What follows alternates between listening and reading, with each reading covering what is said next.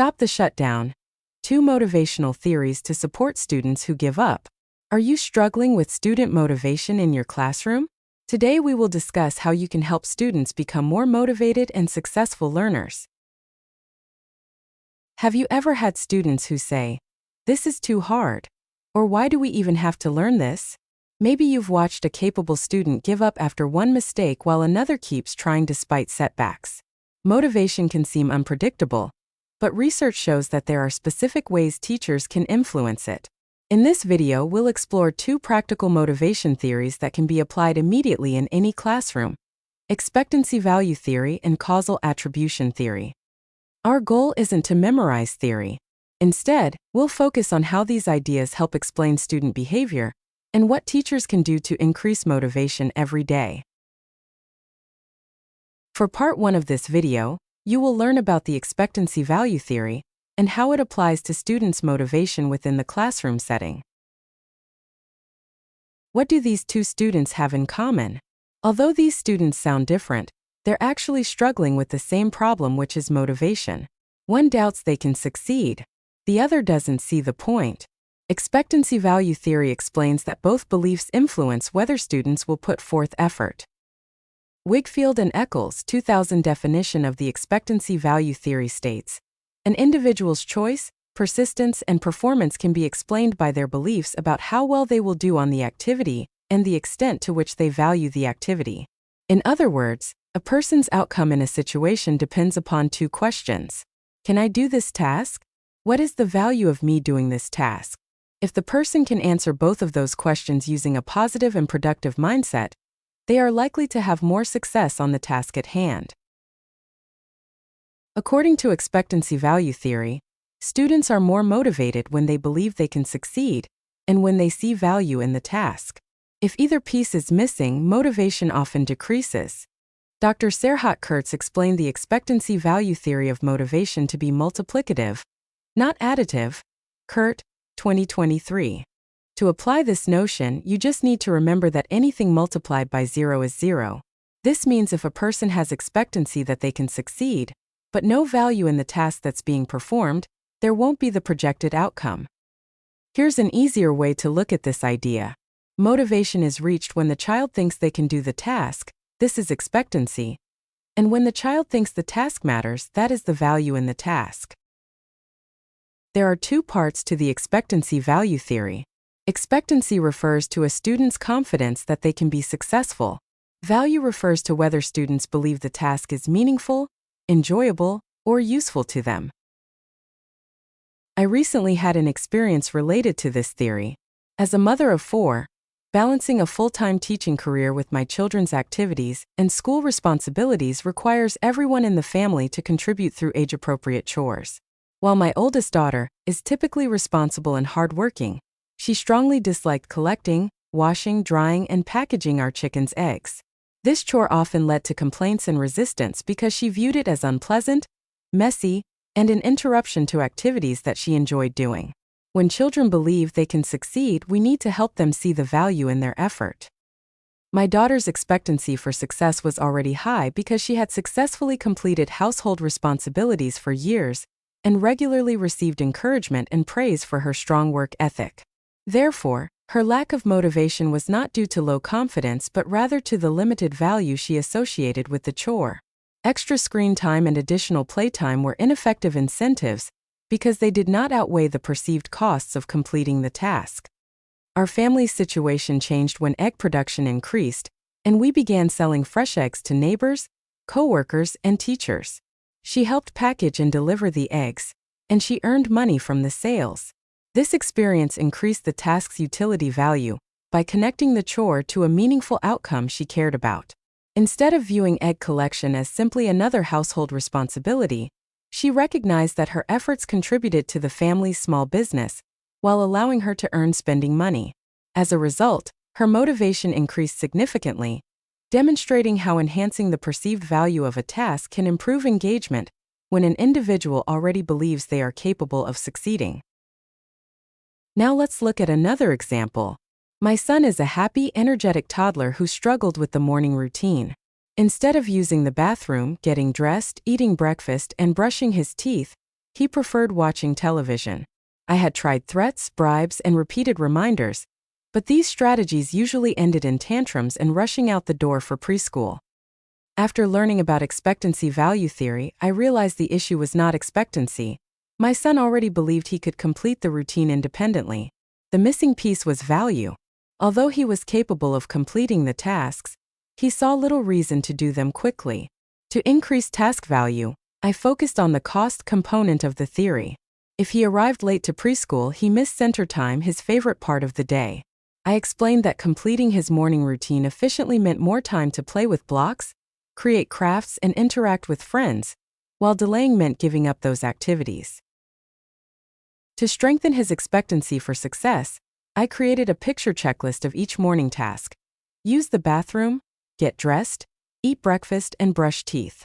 Breaking the routine into smaller steps allowed him to experience success as he checked off each completed task. I paired the checklist with praise and reminders that finishing on time meant he would not miss center time. Within a week, he eagerly used the checklist and enjoyed marking off each task. When he resisted, a simple reminder about missing center time motivated him to keep going. He became more independent and completed the routine with much less resistance. Applying expectancy-value theory transformed our mornings. By supporting my son's confidence while increasing the value of the routine, his motivation improved, resulting in calmer, less stressful mornings for our entire family. Now that you have heard how the expectancy-value theory can be applied to children at home, let's see what we can do as teachers in the classroom. Just like parents, teachers influence both expectancy and value. Small changes in instruction can dramatically increase student motivation. You can increase expectancy by scaffolding tasks, giving specific feedback, and celebrating growth. Educators can increase value by giving student choice, connecting lessons to real life, and including collaborating and technology. Here is a real-life scenario that practices using the expectancy-value theory in the classroom. The teacher presents the task of writing a persuasive essay, and the student hates writing. Does this sound familiar? Pause and think like the teacher. Which part of expectancy-value theory needs attention?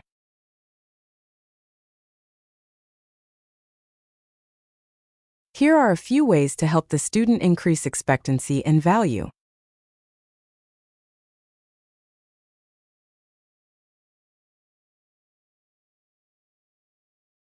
So far, we've looked at students before they begin a task.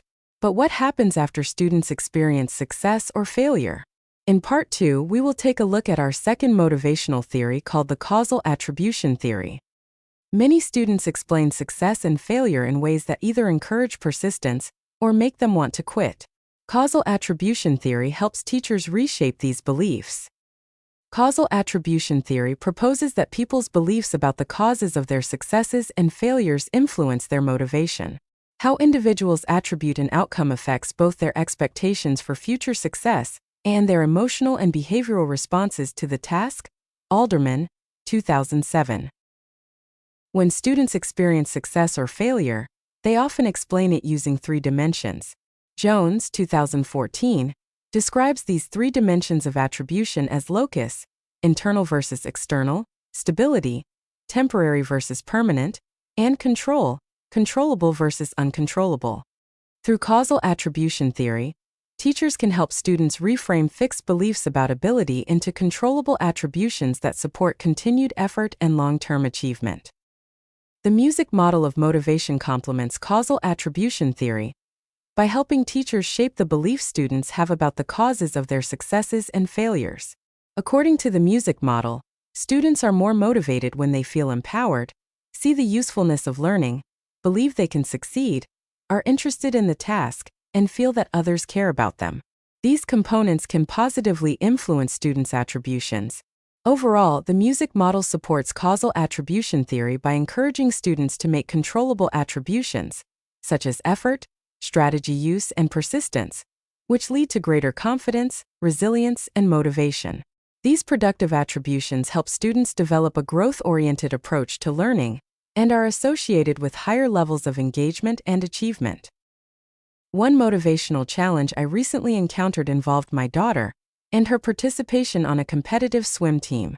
Although she had enjoyed swimming in the past, Learning the butterfly stroke became frustrating because it was more difficult for her than for many of her teammates. As her struggles continued, her confidence declined. She began making negative statements such as, "I'm not a good swimmer," and "I should quit." Rather than viewing the butterfly stroke as a skill that required practice, she believed her difficulties reflected a lack of ability. Causal attribution theory explains that individuals' motivation is influenced by how they interpret the causes of their successes and failures. Macareg, 2014.